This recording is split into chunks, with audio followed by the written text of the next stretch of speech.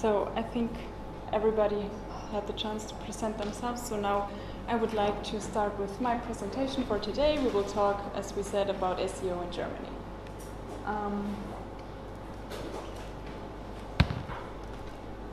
This is me.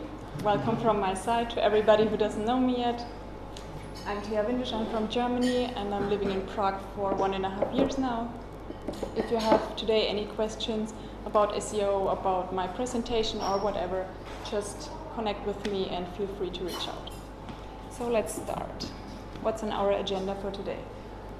At the beginning, I would like to bring you somewhat in the mood for SEO in Germany. Then we will speak about some numbers, facts and figures, and then we will speak about the communication, because of course for SEO communication is also important.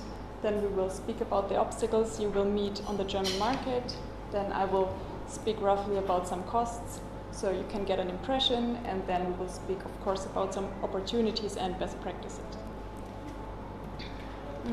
Okay, so the SEO landscape in Germany. From my perspective, the SEO marketers in Germany are very analysis-driven, they are very hardworking, and they are liking the community of SEOs. Most of them work with all-in-one tools, like what we have today, Right, for example, but other tools are Systrix or Search Metrics, and these are all-in-one tools that really have everything in one tool. So, for example, if you read an article from Germany or you find a study or whatever, you often will find some new metrics and parameters, and mostly they come from these tools. For example, Systrix has a search visibility index, and this is very unique to this tool, but often you find articles and studies and they use this metric. So we don't find it here in Czech Republic, but in Germany it's very common.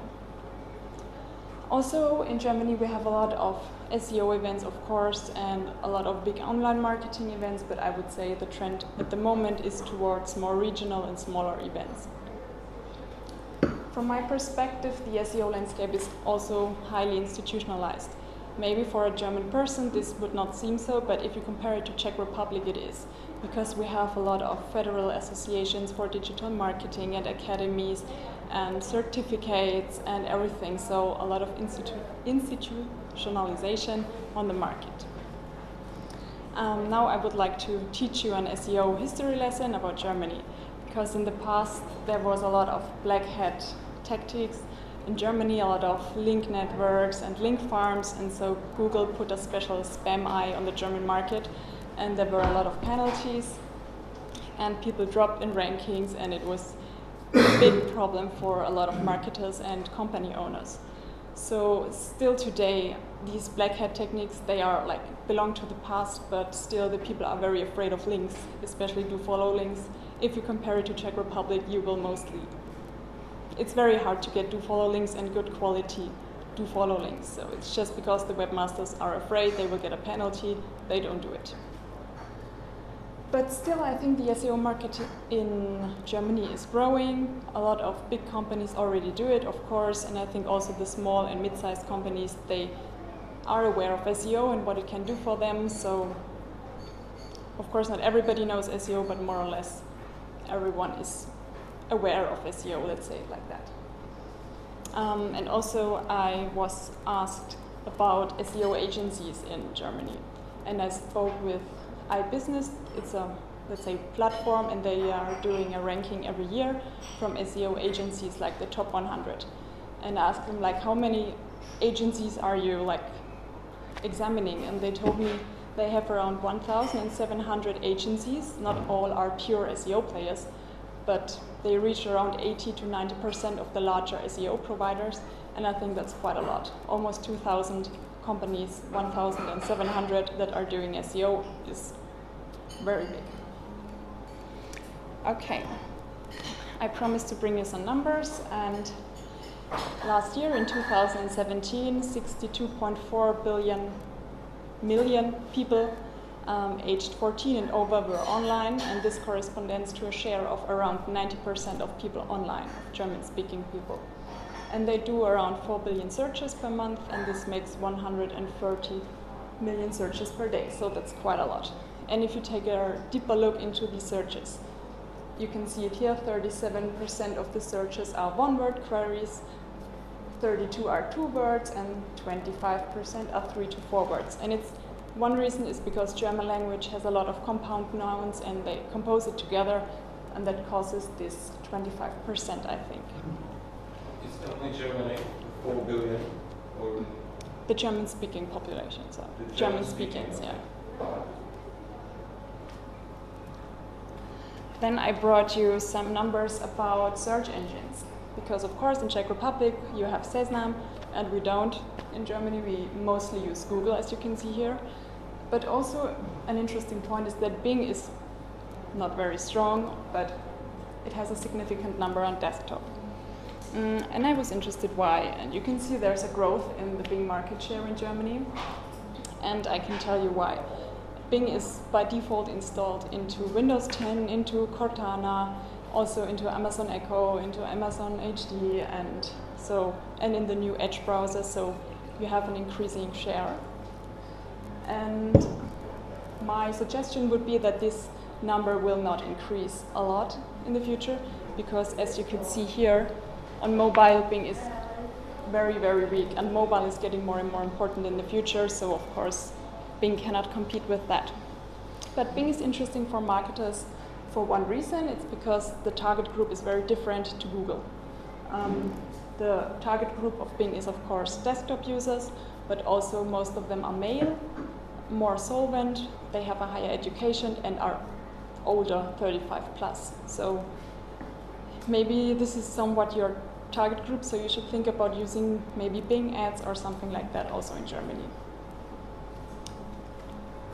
Okay, now I brought you some slides from a recent study from a German agencies and from Searchmetrics from August 2018. It's about online marketing in German online shops, and what you can see here is the distribution of the SEM traffic, and of course you can see that organic is very high, so SEO is important and still leading the way.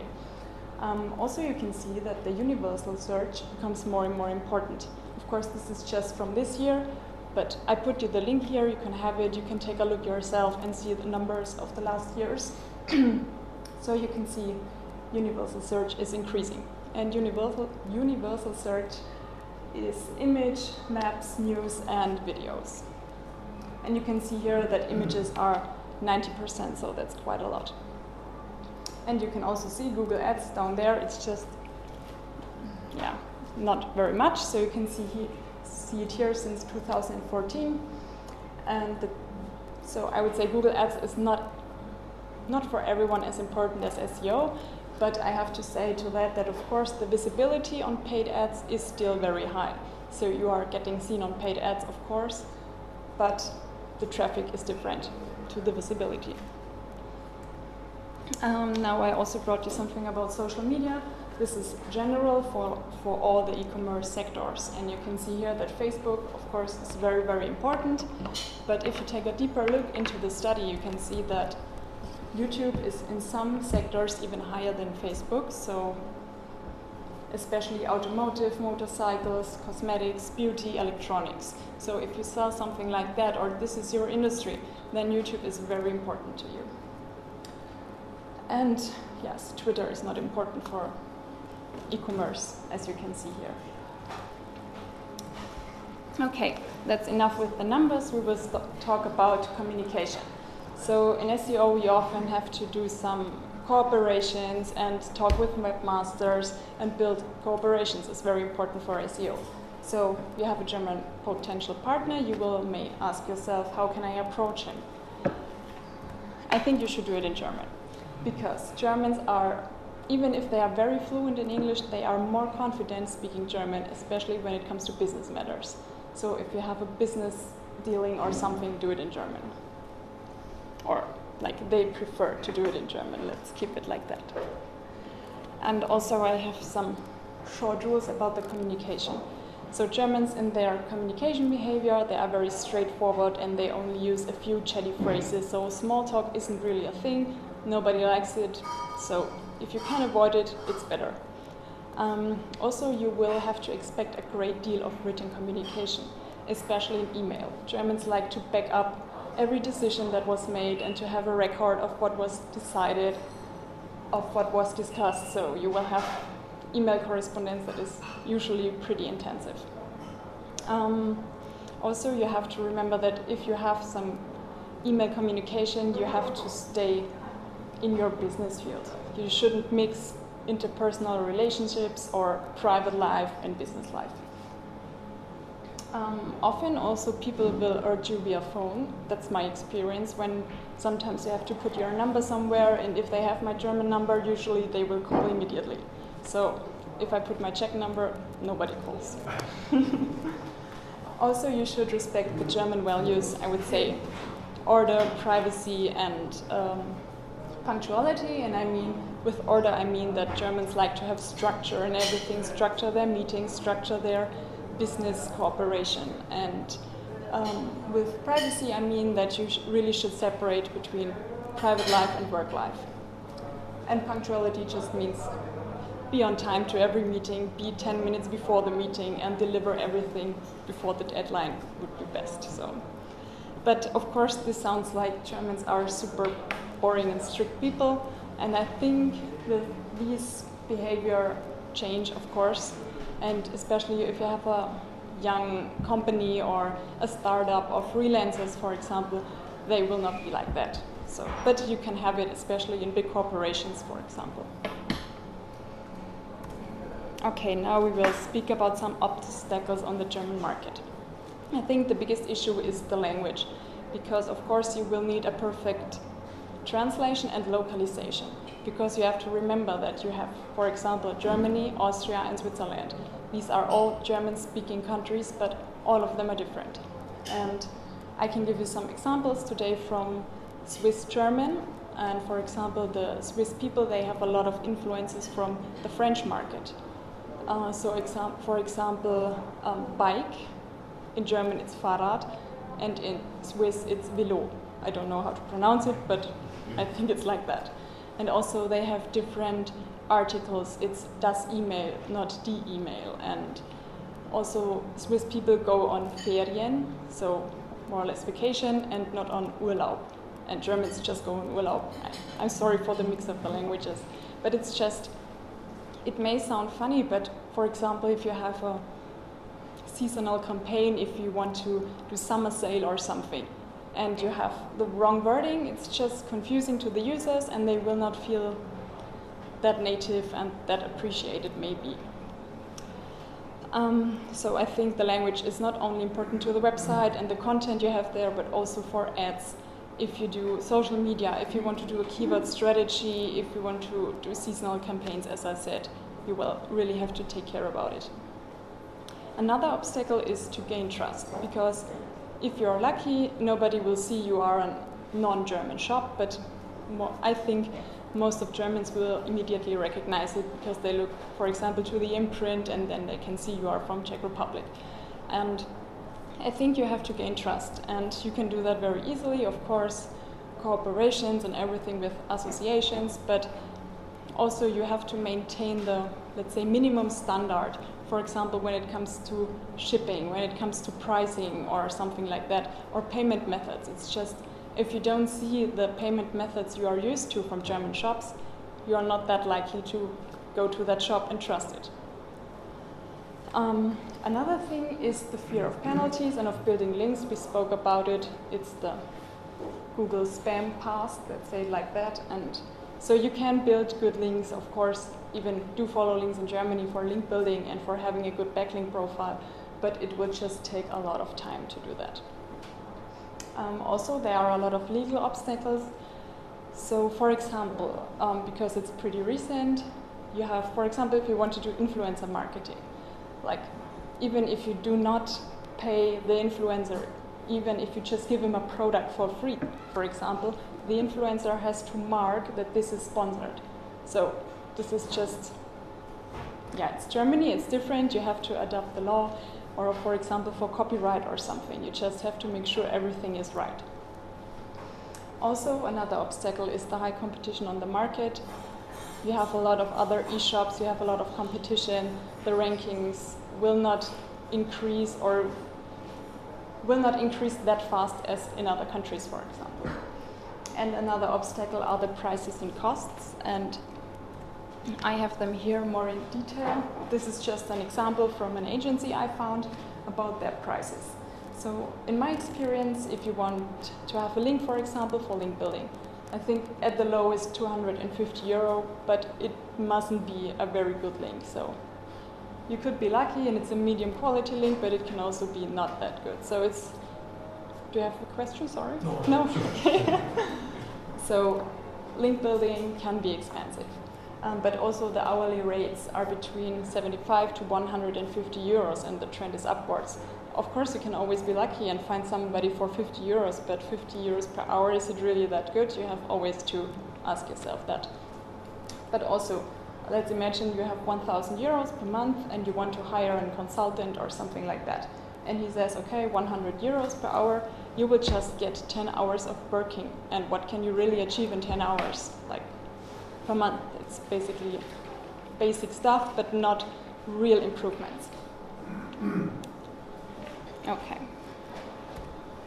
So this sounds maybe very bad for you, but you can still master SEO in Germany. And I will not speak about content is king and everything like that, because you are all marketers, you know that best content just attracts good links and is the best way to go.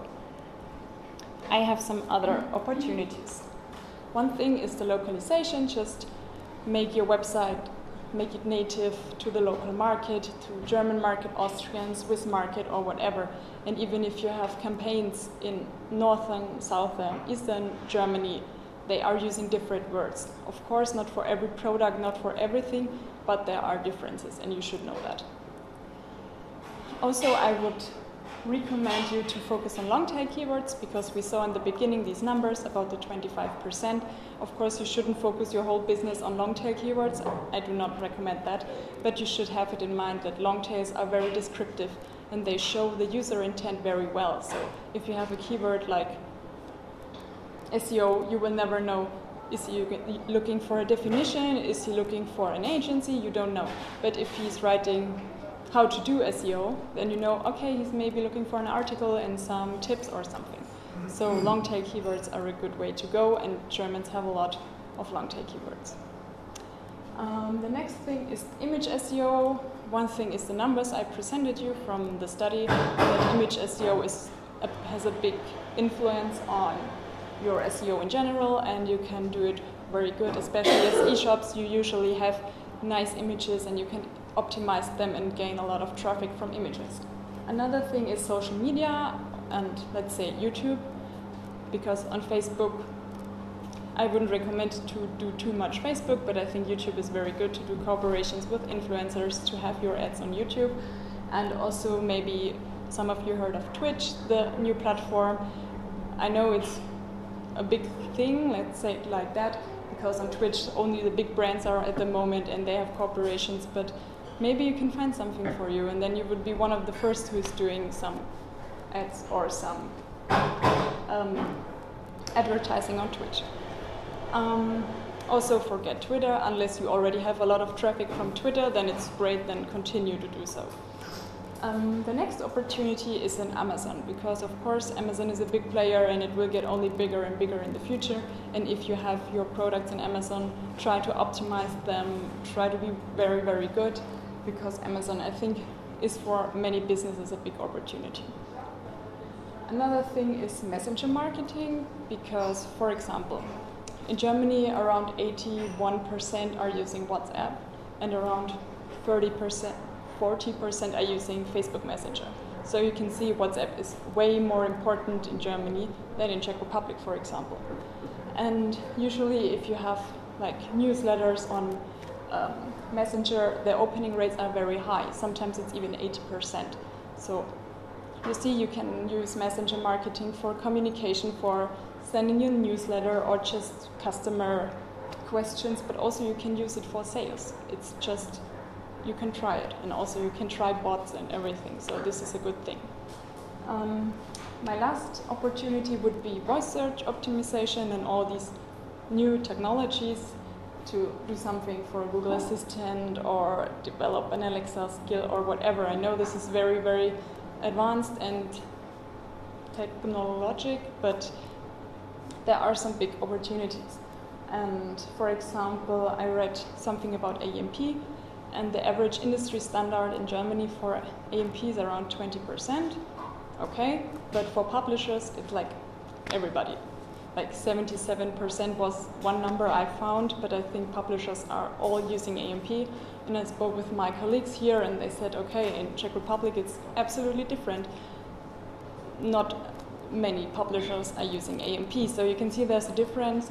In Germany, the marketers, they want to do something new, and because we have a big population that speaks German, not only Germany, but also the other countries, we often have new innovations from Google second after the US, and until it comes to Czech Republic, it takes some time, but often we have it very soon in Germany, so marketers are doing it. Okay. And in the end, I also brought you some best practices for link building and for content. For link building, I would also always recommend to get some links from well-known institutions as well, from thought leaders and magazines in your field, just to be visible for your audience.